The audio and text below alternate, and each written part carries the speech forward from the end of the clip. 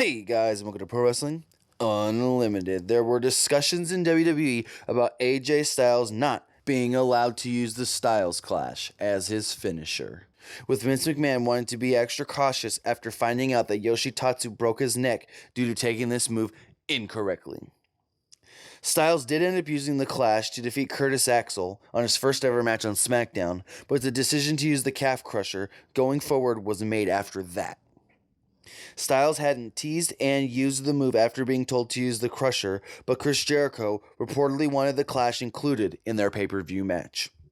Since the move made it into the match without any issues, it's believed the Clash is okay to be used again, but the Calf Crusher is expected to be his main finishing move.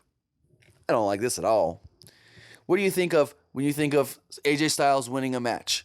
Hitting the Styles Clash. What do you think of when you think, okay, AJ Styles' big moves? He's got the Pele kick, the springboard elbow, the Styles Clash.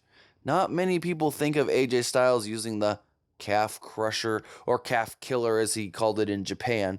But what are your guys' thoughts on the Styles Clash being allowed to be used? It's not completely banned, but it's not going to be used often. Remember, guys, comment below, like, and share this video. Like us on Facebook, and subscribe here on YouTube.